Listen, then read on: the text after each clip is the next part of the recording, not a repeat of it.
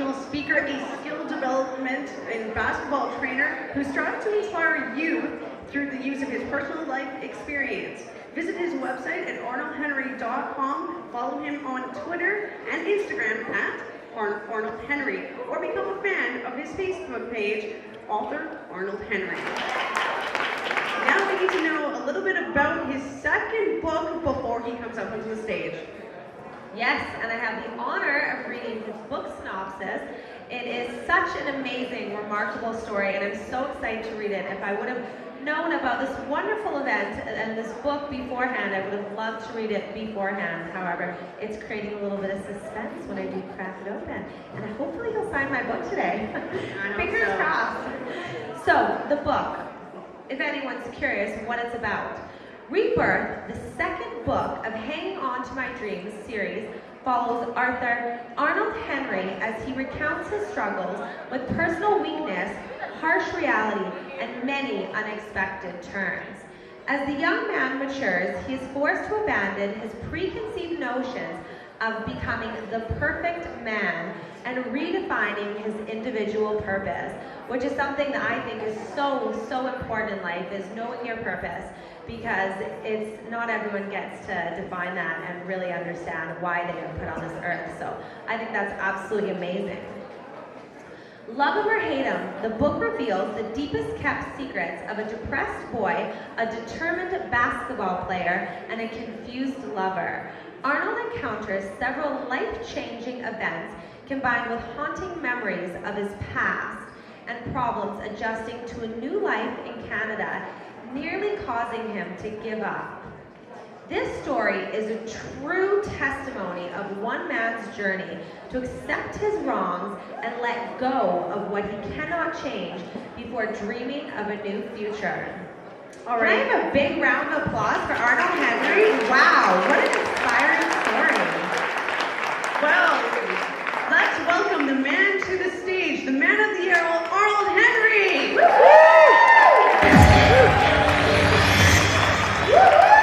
As a former student with his alma mater to offer advice on perseverance, life goals, and motivation as he promotes his autobiography. Hang on to it. Make sure you stick around. He will be doing book signings right after the event. Congratulated him on his endeavors. In the quest for success. Of St Lucia to Calgary, Arnold Henry's success has a share of challenges. While Jack speaks to students on overcoming obstacles and Arnold Henry's journey began in St Lucia. Scholarship to play amongst future NBA All-Stars in the American college basketball circuit. Today, Henry is taking a step back by taking the time to talk to kids. Sometimes kids tend to believe that, it's easy to pursue a basketball dream. So I wanted to emphasize that education should always be the #1 priority. And, pursuing that basketball dream should be a second, because if that basketball dream doesn't come through, then, you could fall back on that education, because, education can take you very far. It's the key to life. Key to life.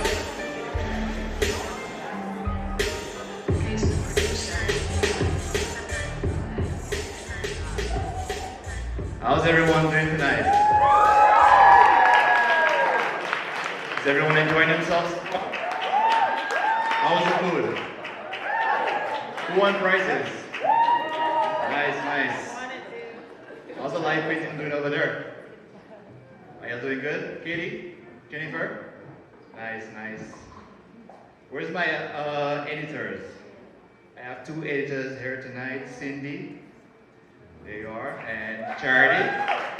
Where's Charity? Charity is at the back there. So if you'll find any mistakes, guys, thank you so much for coming out here to help me celebrate the second book, my second book, Rebirth. Thank you so much. Give yourself a round of applause.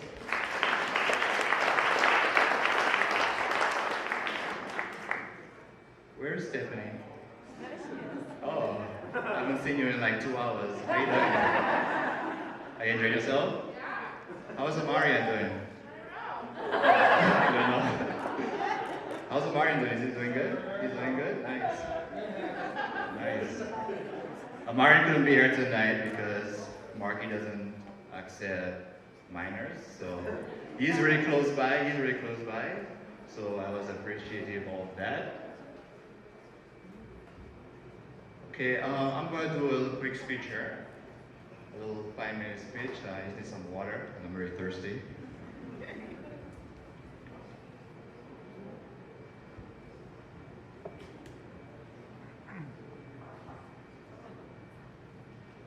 When I decided to document my life at 10 years old, I never thought that I would have become an author.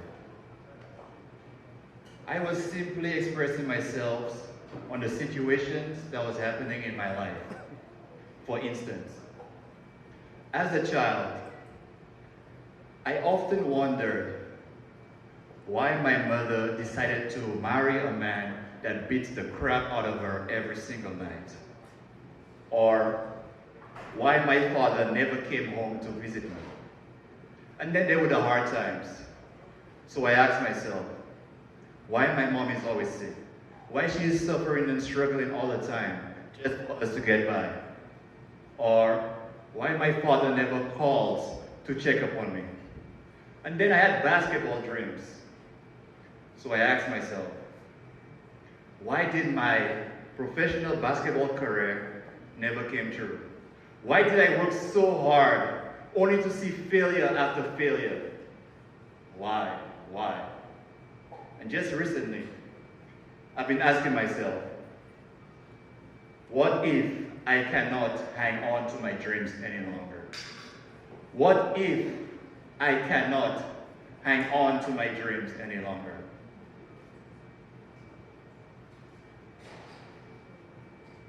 What if? I used to write and write, hoping someday I can figure out the answers to my questions. Today, at 30 years old, an author of 2 published books, I'll repeat that, an author of 2 published books with over 10,000 copies sold. I'll repeat that. With over 10,000 copies sold. I now know there's someone out there. There's someone out there in this world who can relate to my story. Because just like everyone else's, my story matters too. Just like your story matters. You see? This is where inspiration lies. I inspire you, you inspire me, we inspire generations.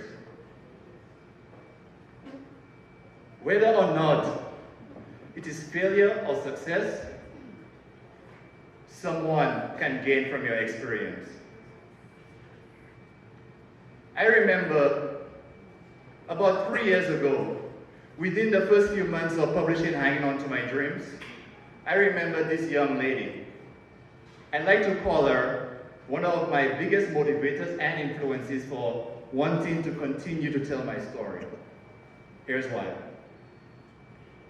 I walked into a restaurant that was in St Lucia, and I was there for dinner with a friend. One of the waitresses took my order and then went into the kitchen. Within 1 minute, the manager of that restaurant was at my table. She was trembling, shaking, lost for words. So I was confused. I thought that she was about to tell me there was no food left, and she was afraid to translate that to me because of how big and tall I was. But that was not the case. So I asked her, "Is everything okay?" She said, "Are you Arnold Henry?" I said, "Yes. What's going on? Is there no food?" And she asked me, "Is everything okay?" Sorry, she asked me, "Are you the one who wrote that book?" I was like, "Oh, yeah. Yeah, I'm the author of Hanging On to My Dreams. Did you get a chance to read it?" She reached out for a handshake. And she said, thank you. She said, thank you, Arnold. Thank you so much for writing your story. It's because of you I will never give up on my dreams. Because of me. Because of me.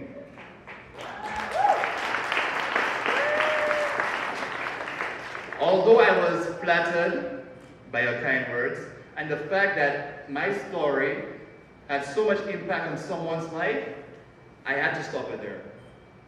I told her, sweetie, it is because of you will never give up on your dreams.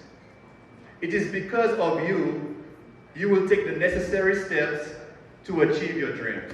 I might have inspired you, but it's because of you will never give up on your dreams.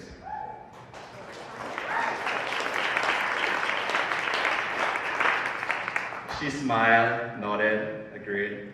And then at the end of dinner, I got a free meal. I never thought being an author can get you a free meal. So I was thankful for that. But you see, inspiration is something or someone that motivates you to do something. But when it comes to taking the first step to achieve your dreams, it starts with you. Do you agree? Yeah. It starts with you. And also, I want you all to know that sometimes when you're at the top, you will hit rock bottom. It happens to us all the time. Not everyone, but eventually it will happen to someone. But I want you all to remember one thing. Whenever you get at the bottom of a hill, never forget what it took for you to get at the top. For whatever it was, you made it happen. You made it happen. I want you all to look at your friend. Look at your friend. Anyone, look at your friend. Someone close to you. Can you look at someone? And repeat after me. I inspire you. You inspire me. We inspire generations. That's what it's all about, guys. That's what it's all about. Spreading inspiration.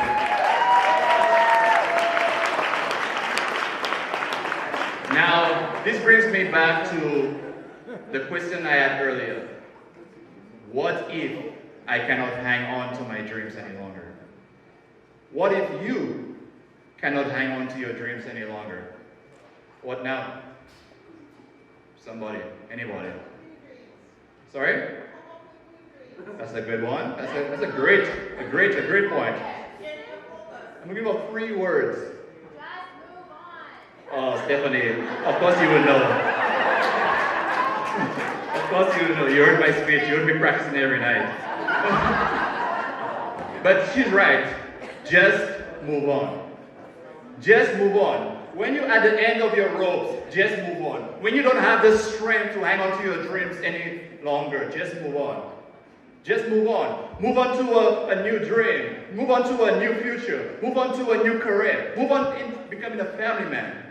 Just move on. Move on in creating a better future for our future generations. Just move on. Do you agree with me?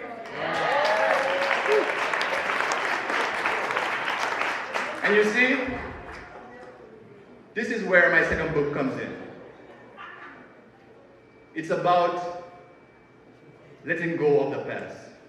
Letting go of the things you cannot change. Letting go of that little boy mentality. Letting go of your bad habits. Just letting go. Letting go like Frozen.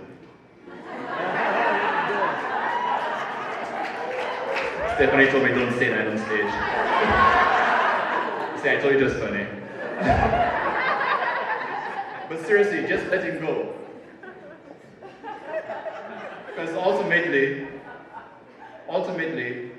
I want to become the best man that I can possibly be. Guys, I said, I want to become the best man that I can possibly be. Do you know why? Why? Because I now have a son looking up to me. Thank you.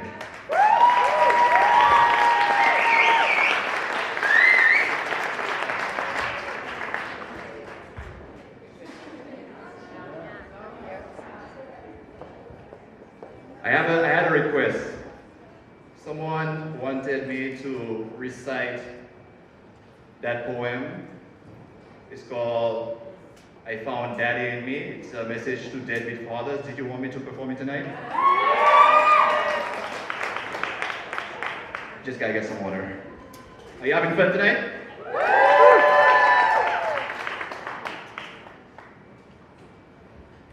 Thanks, Jeremy. Hey, give it up for Jeremy. He did a wonderful job getting everything set up. Thank you. He's my new friend. So I really appreciate that.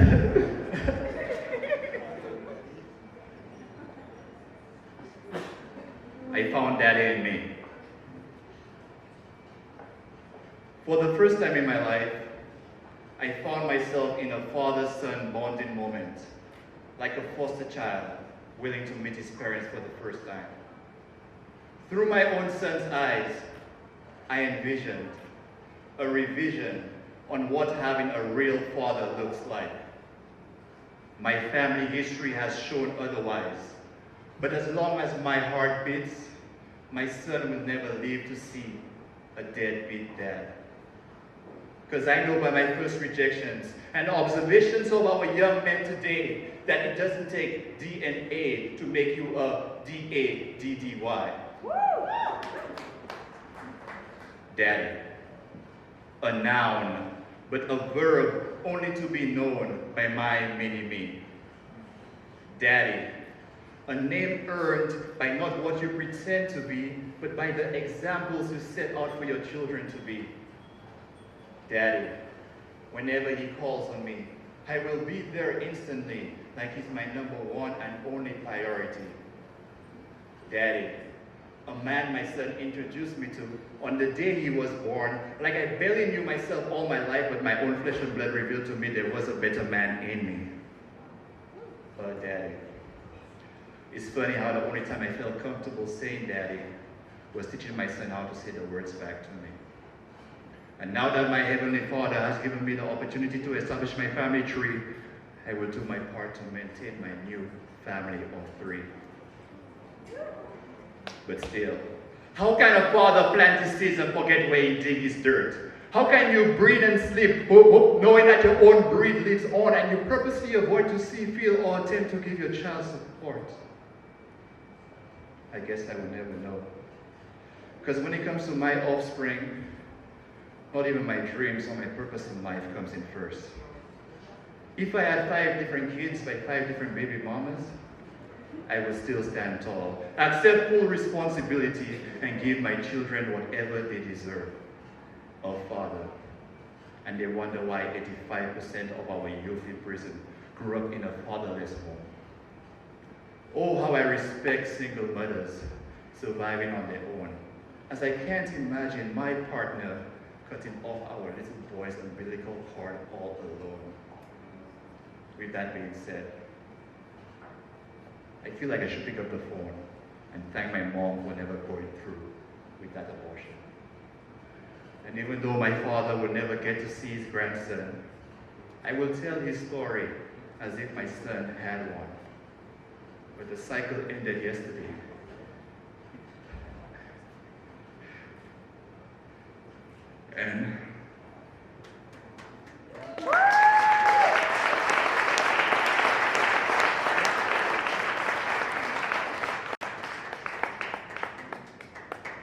And a new tradition has been born.